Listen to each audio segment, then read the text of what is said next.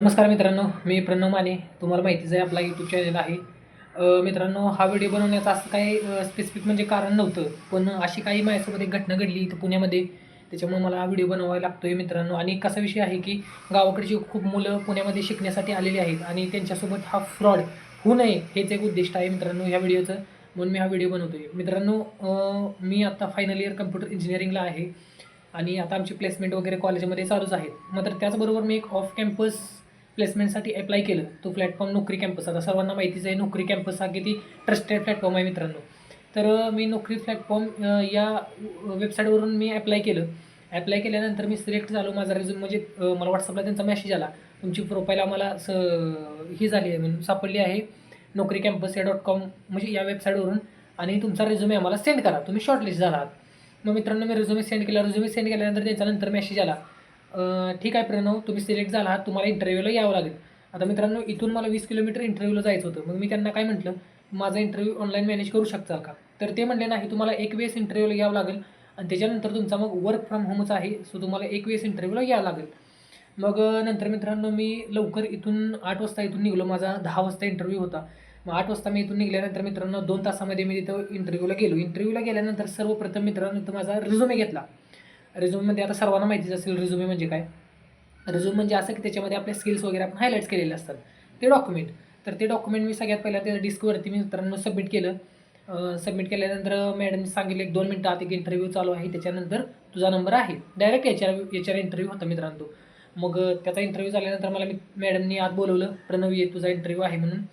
मग आतमध्ये गेलो मित्रांनो. जे पण काही त्यांनी क्वेश्चन्स विचारतील ते सगळे मी व्यवस्थित ॲन्सर्स दिले मित्रांनो. आणि त्याच्यानंतर मग मॅडम म्हटल्या, ठीक आहे प्रणव, तुम्ही शॉर्टलिस्ट झाला आहात म्हणून. म्हणजेच मॅडम काय म्हटल्या थोडक्यात, की प्रणव, तू शॉर्टलिस्ट झाला आहेस, मात्र आता आपल्या काही प्रोसेस म्हणजे काही स्टेप्स आहेत, त्या स्टेप्स तुला आता फॉलो करावे लागतील. म्हणजेच काय, सगळ्यात पहिल्या स्टेपला मॅडम म्हणल्या, HR इंटरव्ह्यू जो तुझा आत्ता होता त्याच्यामध्ये तू सिलेक्ट झाला आहेस. मात्र आता इथे विषय हा आहे की सेकंड इंटरव्ह्यूमध्ये किंवा सेकंड इंटरव्ह्यूचा तुझा कॉल येण्यासाठी आमच्या अजून एक मॅडम आहेत म्हटलं बेंगलोरमधून, त्या बेंगलोरमधून तुझा सेकंड इंटरव्ह्यू कंडक्ट करतील.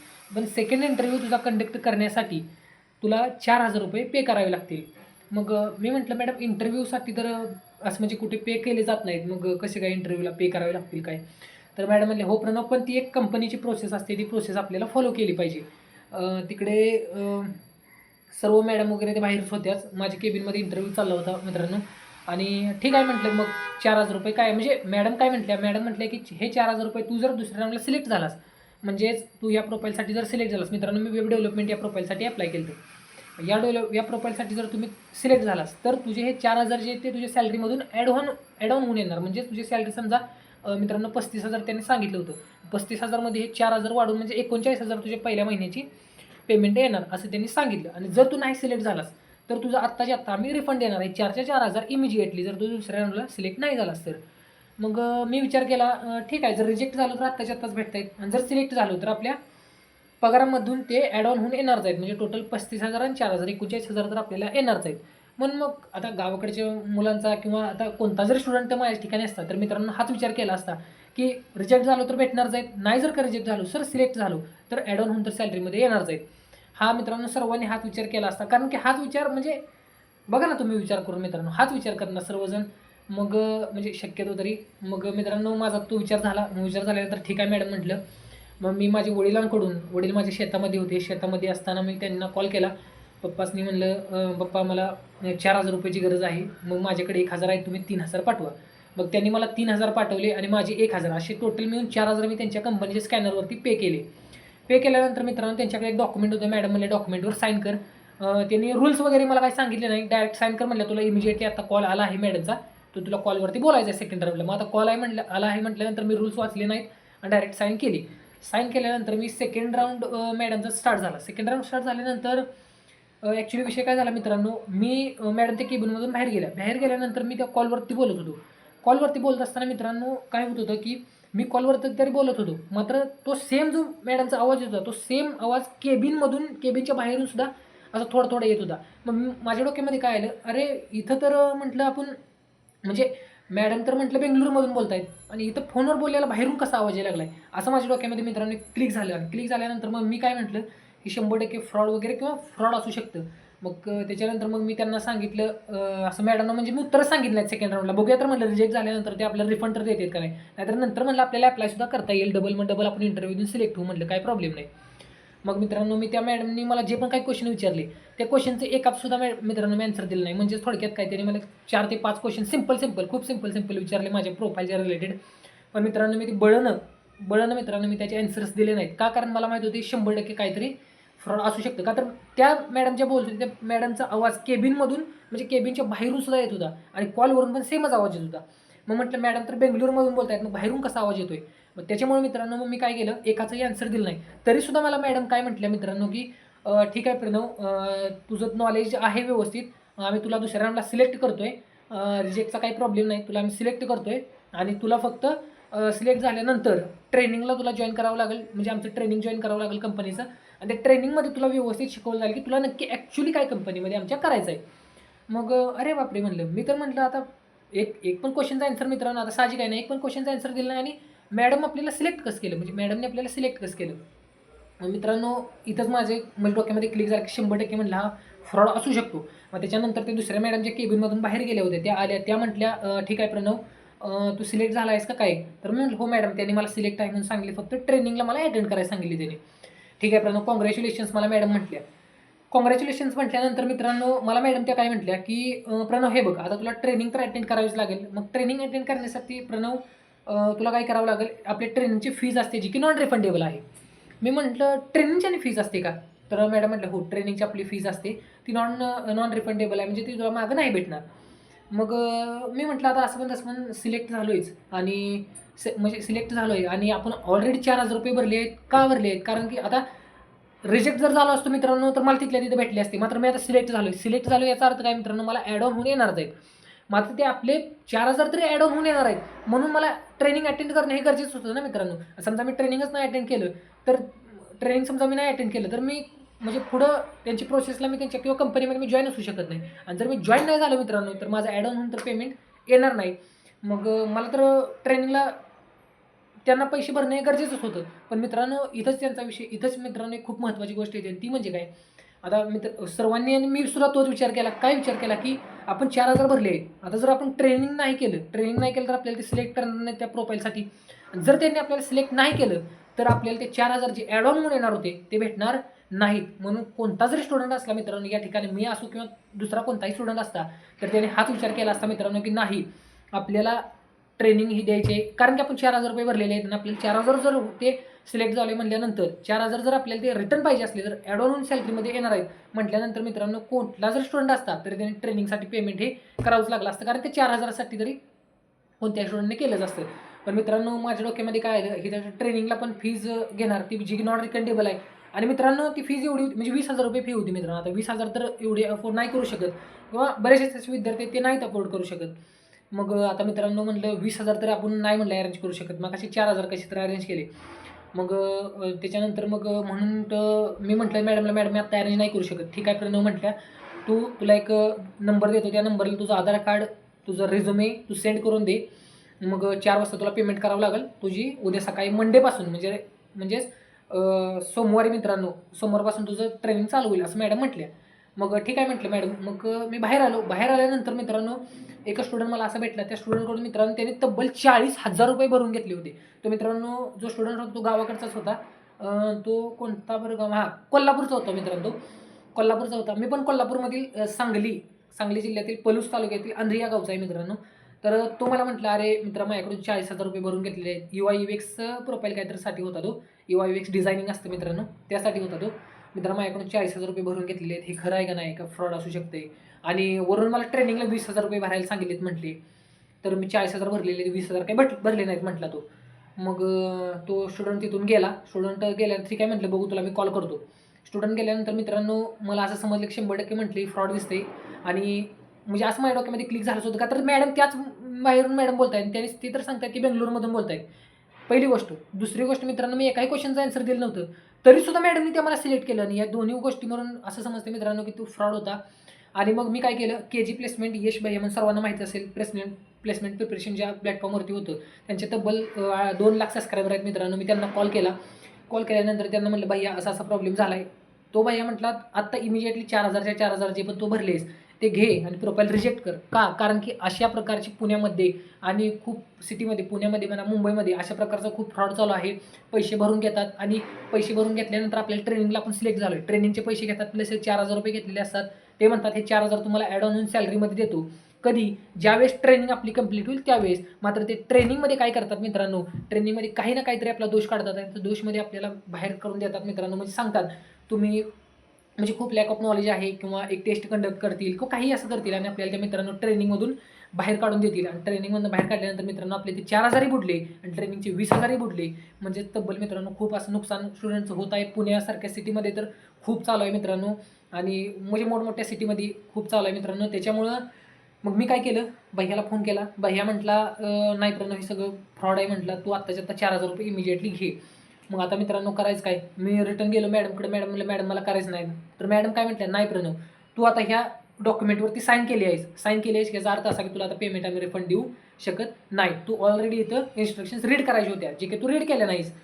आता रीड केल्या नाहीस म्हणजे मॅडम म्हटलं, मी लगेच मॅडमचा इमिजिएटली सेकंड राऊंडचा कॉल आला होता, त्याच्यामुळे म्हटलं मी पटकन साईन करून दिली. ते पण माझं चुकलंच मित्रांनो, मी ते रीड करायलाच पाहिजे होतं. मित्रांनो ही गोष्ट लक्षात घ्या, कोणतं जरी डॉक्युमेंट असलं तर ते रीड केल्याशिवाय मित्रांनो साईन अजिबात करायची नाही. ते माझं चुकलंच, मी बिना रीड करता मित्रांनो साईन केली तिथं खाली. मग नंतर मॅडम म्हटल्या नाही प्रणव तू साईन केली आहेस की तुला आम्ही देऊ शकत नाही आता. मग मित्रांनो आता काय करायचं, 4,000 तर एवढ्या मेहनतीने भरले होते पैसे, पप्पांकडून 3,000 माझ्याकडून 1,000 असे 4,000 मित्रांनो खूप मेहनतीने भरले होते पैसे. मग मित्र माझे वडील शेतीच करतात मित्रांनो. मग आता काय करायचं, मग भैयाला कॉल केला. भैयाला डायरेक्ट कॉल करून त्यांच्याकडे दिला. मग त्यांना डायरेक्ट सांगितलं. आणि कंपनीचं नाव तुम्हाला सांगतो मित्रांनो, कॉन्ट्रिक्स प्रायव्हेट लिमिटेड हे कंपनीचं नाव आहे. तुम्ही बघा वेबसाईटला सर्च करून वगैरे तुम्हाला समजून जाईल, कॉन्ट्रिक्स प्रायव्हेट लिमिटेड. तर मित्रांनो मग काय झाला विषय, भैयानं त्यांना सांगितलं की असं असं म्हणजे आम्हाला हे करायचं नाही प्रोफाईलला. ते म्हटले नाही नाही तुम्ही आता म्हणजे फी भरली आहे तर तुम्हाला ठीक आहे तुम्हाला करायचं नाही ना तुम्ही करू नका, मात्र तुम्हाला नाही 4,000 भरलेले रिटर्न भेटणार नाहीत. भैया म्हटलं आम्हाला करायचीच नाही तर तुम्ही 4,000 कर रिटर्न देणार नाही. तर ते म्हटले नाही तुम्ही ह्याच्यावरती रूल्स तुम्ही वाचायचे होते. ते माझं चुकलं मित्रांनो, मी ते रूल्स वाचले नव्हते. आणि त्याच्यामुळे मग काय झालं, भैया म्हटला हे जो तुमचा जो पण काही फ्रॉड चालू आहे हा 100% तुमचा फ्रॉड आहे. आणि हा तुमचा जो पण काही फ्रॉड चालू आहे तो 100% मी यूट्यूबला व्हिडिओ करून टाकणार आहे, सगळं रिव्हील करणार आहे असं भैयानं डायरेक्ट त्यांना सांगितलं. त्याच्या तब्बल आता 2,02,04K काहीतरी सबस्क्रायबर आहेत मित्रांनो, तुम्ही चेक करू शकता आता वाढले असतील किंवा कमी झाले असतील. मग तो म्हटला मित्रांनो की सगळं काही रिव्हील करणार आहे मी आणि तुमची कंपनी डायरेक्ट बंदही मी पाडू शकतो, एवढी माझ्यामध्ये ताकद आहे म्हटलं. म्हणजे सगळं असं व्यवस्थित भैयानं मदत केली, मॅडमना सांगितलं. मग त्याच्यानंतर मी मित्रांनो पोलीस स्टेशनमध्ये सुद्धा कॉल केला होता. पोलीस स्टेशनमध्ये कॉल केल्यानंतर त्यांनी मला विचारलं काय झालं ॲक्च्युली प्रॉब्लेम काय आहे. मी त्यांना सांगितलं असं असं झालं आहे म्हटलं, मी 4,000 रुपये 5 मिनिटापूर्वी 4,000 रुपये भरलेले आहेत आणि मला आता या प्रोफाईलला काम करायचं नाही आहे. म्हणजे ही म्हणजे मला समजलं असं मी त्यांना म्हटलं की ही चुकीचं आहे म्हणजे फ्रॉड आहे. म्हणजे त्यांनी अगोदर मला रूल्स वगैरे सांगितले नव्हते आणि मला ही प्रोफाईल करायची नाही आहे. मी 5 मिनिटापूर्वी 4,000 रुपये भरलेले आहेत आणि मला ते 4,000 रिटर्न पाहिजेत. मग त्या पोलिसांनी सुद्धा ते मॅडमच्या बरोबर ते पोलीस बोलले म्हणजे त्या मॅडमनी कॉलेज घेतलं नाही. मग मी स्पीकरला ठेवला होता फोन, स्पीकरला ठेवल्यामुळे मग मॅडमने ऐकलं. मग ते पोलीस म्हणले त्याने 5 मिनिटापूर्वीच भरलेले आहेत पैसे, त्याला प्रोफाईलला त्या काम करायचं नाही आहे, तुम्ही त्याला 4,000 रुपये रिटर्न द्या असं त्यांनी पण सांगितलं. आणि भैयानं देखील सांगितलं मित्रांनो की माझे एवढे सबस्क्रायबर आहेत, मी सगळं रिव्हील करून टाकेन आणि तुमची कंपनी बंद पाडायला सुद्धा ताकद आहे मित्रांनो. एवढ्यापर्यंत भैयानं मग आपल्याला मदत केली. त्याच्यामुळे मित्रांनो मग त्या मॅडमनी मला 4,000 रुपये म्हणजे 3,500 त्या करत होते. त्या म्हटले आम्ही HR वगैरे इथं सगळे AC वगैरे फॅन बिन लावले, हे कशासाठी लावले. मग त्याचं काहीतरी चार्जेस, HRला तुझा इंटरव्ह्यू कंडक्ट केला त्याचे चार्जेस. मग मित्रांनो मला 3,500च करत होती, 3,500 करत होती. मग त्यावेळेस मी म्हटलं नाही मॅडम, म्हटलं खरोखर माझी म्हटलं मी 4,000चे भरले, खूप मेहनतीने भरलेले आहेत म्हटलं, 500 रुपये तुम्ही प्लीज अजून ॲड ऑन करून माझे 4,000 रुपये मला द्या. मग मॅडमने त्या मित्रांनो 4,000 रुपये मला पे केले. आणि मॅडम म्हटल्या इथून पुढं आता म्हणजे ही जी काय झालं आहे ती बाहेर कुणाला बोलू नकोस. पण मित्रांनो 4,000 माझे तर रिटर्न केले मित्रांनो. मग मी ती डॉक्युमेंट वगैरे सगळी ती साईन केलेली फाडून टाकली मॅडमनी. नंतर तिथून मी गेलो म्हणजे मी आलो बाहेर मित्रांनो. आणि आल्यानंतर मग एक गोष्ट अशी समजते काय की मित्रांनो की अशा ज्या फ्रॉड वेबसाईट आहेत त्या फ्रॉड वेबसाईटवरून आता Naukri.com किती मित्रांनो ट्रस्टेड हे आहे, ट्रस्टेड एकदम मित्रांनो. म्हणजे खूप जण त्या वेबसाईटवरती ट्रस्ट करतात. पण मित्रांनो अशा ट्रस्टेड वेबसाईटवरून असं जर फ्रॉड होत असेल तर मित्रांनो आता काय सांगायचं, कारण की IT सेक्टरमध्ये खूप कॉम्पिटिशन वाढलेलं आहे. त्याच्यामुळं आपला जो गावाकडचा विद्यार्थी येतो किंवा बराचसाच इथून सुद्धा सिटीमधला सुद्धा वर्ग, इथले तरी मुले थोडीशी हुशार असतात. मात्र आपल्या गावाकडची जी मुलं येतात मित्रांनो त्यांचा विषय कसा असतो, ते ऑन कॅम्पस पण अप्लाय करू शकतात. म्हणजे सगळेच on campus off campus apply करू शकतात. पण गावाकडचा मुलगा येतो तो ऑफ कॅम्पससुद्धा मित्रांनो जास्तीत जास्त ट्राय करत असतो. मग सर्वजणच करत असतात पण गावाकडचा मुलगासुद्धा ट्राय करत असतो. मग त्याने मित्रांनो ट्राय केलं आणि अशा प्रकारे जर काही त्याच्याबरोबर घटना घडली तर मित्रांनो नंतर अवघडू शकतं. आता माझा ओळख होती तेव्हा यश भैयाबरोबर, म्हणून मित्रांनो माझे 4,000 रिटर्न भेटले. पण तो जो विद्यार्थी होता ज्याने 40,000 रुपये भरले होते आणि ट्रेनिंगचे काहीतरी 20,000 रुपये असे त्याला भरायचे होते, त्याचं काय मित्रांनो, तो किती गरीब होता. तो खूप गरीब होता. त्याच्या डोळ्यामध्ये मित्रांनो मला सगळं दिसत होतं. तो म्हणजे खूप गरीब होता मित्रांनो, म्हणजे परिस्थिती खूप गरीब होती त्याची. त्यानं त्याची जी सगळी सेव्हिंग होती ती सगळी सेव्हिंग मित्रांनो सगळी दाव लावली होती तिथं. तर मित्रांनो त्याला काय माहीत आता ही फ्रॉड आहे. तो खरोखर हा व्हिडिओ बघत जर असेल तर त्याने आता ट्रेनिंगची जर 20,000 जी आहे ती भरू नये.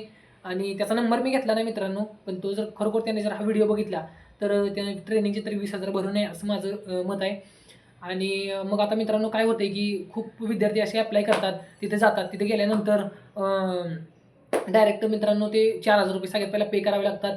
नंतर ट्रेनिंगची फीस भरावी लागते आणि नंतर मित्रांनो काहीतरी दोष काढून आपल्याला बाहेर काढतात. ट्रेनिंगच्या आणि आपण सुरुवातीला भरलेले पैसे आपल्याला बुडतात. मित्रांनो अशा प्रकारचा बराचसाच आणि खूप मोठ्या प्रमाणामध्ये मित्रांनो पुण्यामधल्या सिटीमध्ये तर आहे, खूप मोठ्या प्रमाणात मित्रांनो चालू आहे. म्हणून मला या व्हिडिओच्या मार्फत तुम्हाला फक्त एवढंच सांगायचं आहे की शक्यतो 100% जो पण गावाकडचा विद्यार्थी येतो, जो पण कॉलेजला आता विद्यार्थी आहे मित्रांनो CSIT या क्षेत्रामध्ये, तर त्यांनी प्लीज कृपया करून ऑन कॅम्पस जास्तीत जास्त ट्राय करा. 100% ट्राय करा की ऑन कॅम्पस होऊन जाईल. मात्र ऑफ कॅम्पस अप्लाय करत असताना सुद्धा मित्रांनो काही ट्रस्टेड वेबसाईट्स आहेत, त्या वेबसाईटला तुम्ही हे करा, म्हणजे व्हिजिट करा, तिथूनच तुम्ही अप्लाय करा. नाहीतर मित्रांनो हे आता Naukri.com सारखी वेबसाईट पण चांगली आहे मित्रांनो, पण त्याच्यावरती असा फ्रॉड होईल आता कोणी विचार केलेला मित्रांनो. त्याच्यामुळे ऑफ कॅम्पस अप्लाय करत असताना मित्रांनो अप्लाय करा तुम्ही, काही प्रॉब्लेम नाही आहे. मात्र ज्यावेळेस तुम्ही इंटरव्ह्यूला सिलेक्ट होताल त्यावेळेस तुम्हाला पेमेंट वगैरे जर का करायला कोणी लावलं तर अजिबात मित्रांनो पेमेंट करू नका.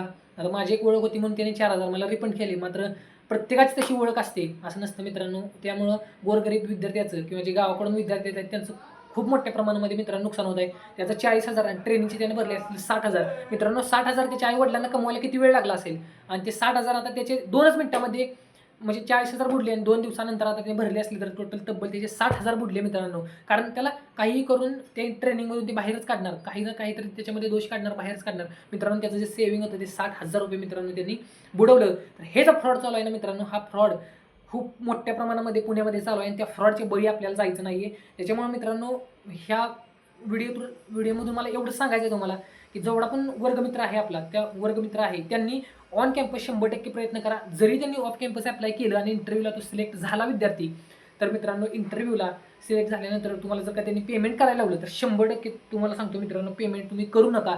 कारण की खूप मोठ्या प्रमाणामध्ये आता फ्रॉड चालू आहे. हां, जर अशी ट्रस्टेड एखादी असेल की तुम्हाला 100% नाही, तुम्हाला आत्ताच्या आत्ता तुम्हाला म्हणजे उद्यापासून तुम्ही जॉईन करू शकता आपली कंपनी, किंवा आत्ताच्या आत्ता तुम्ही जॉईन करू शकता असं त्यांनी डायरेक्ट जर ॲग्रीमेंट करून दिलं आणि जर ते म्हटले ॲड ऑन होऊन 100% सॅलरीमधून येईल आणि 100% त्याने आपल्या म्हणजे विश्वास 100% त्यांनी जर दाखवला आणि 100% त्यांनी ॲप्लिकेशनवरती लिहून साईन वगैरे करून ॲग्रीमेंट तुम्ही उद्याची उद्या सकाळपासून जॉईन होऊ शकता असं जर त्यांनी दाखवलं, बोनस वगैरे दिला, तर मित्रांनो मग तुम्ही करू शकता. मात्र हे जे अशा प्रकार जो घडला की 4,000 भरा आणि ट्रेनिंगला तुम्हाला नंतर ट्रेनिंगची फीस भरा, असं काय असेल तर मित्रांनो प्लीज त्या ह्याच्यामध्ये पडू नका, कारण खूप मोठ्या प्रमाणामध्ये नुकसान होते. तर मित्रांनो हा व्हिडिओ बनवण्याचं मागचं कारण की लाईक सबस्क्राईब कमेंट वगैरे इकडे तिकडे येणं हा उद्देश नाही अजिबात मित्रांनो. ह्या व्हिडिओचा फक्त एकच उद्देश आहे, जो पण गावाकडून विद्यार्थी येतोय आणि जो पण आपला वर्गमित्र IT सेक्टर CSIT या क्षेत्रामध्ये खूप मोठ्या प्रमाणात कॉम्पिटिशन वाढलेलं आहे मित्रांनो, तर जो पण या CSIT क्षेत्रामध्ये येतोय त्या प्रत्येकाला हा व्हिडिओ शेअर करा मित्रांनो, जेणेकरून त्याच्या आईवडिलांचे कष्टाचे पैसे, त्याचे सेव्हिंग कष्टाचे पैसे या ठिकाणी वाया नाही गेले पाहिजेत. मित्रांनो लाईक कमेंट शेअर सबस्क्राईब याची काहीच अपेक्षा नाही आहे. फक्त मित्रांनो त्या प्रत्येक मुलासोबत हा व्हिडिओ शेअर करा जो गावाकडून इकडं शिकण्यासाठी पुण्यासारख्या मोठ्या शहरामध्ये CSIT किंवा computer science and engineering information technology अशा ब्रांचेसमध्ये शिकण्यासाठी आलेला आहे, त्याला शेअर करा मित्रांनो, जेणेकरून त्याचं असं नुकसान होणार नाही आणि हा जो फ्रॉड आहे हा फ्रॉडला तो विद्यार्थी बळी जाणार नाही. मित्रांनो हाच या व्हिडिओच्या मागचा उद्देश आहे. तर प्लीज तुम्ही तो शेअर करचाल व्हिडिओ, कारण की प्रत्येक जर एखाद्याचे जर पैसे खरोखर वाचत असले मित्रांनो, कष्टाचे पैसे, कष्टाचे मेहनतीचे आईवडिलांचे जर पैसे वाचत असले मित्रांनो, आपल्याला एक शेअर करायला काही जात नाही. त्या प्रत्येक मुलासोबत त्या प्रत्येक याच्यासोबत शेअर करा मित्रांनो, कारण की त्याचे पैसे वाचावे हाच या व्हिडिओचा आणि त्याचे जे मेहनतीचे पैसे आहेत ते वाचावे हाच या व्हिडिओचा या ठिकाणी उद्देश आहे. मित्रांनो जय महाराष्ट्र. नंतर भेटूया दुसऱ्या व्हिडिओमध्ये. जय महाराष्ट्र.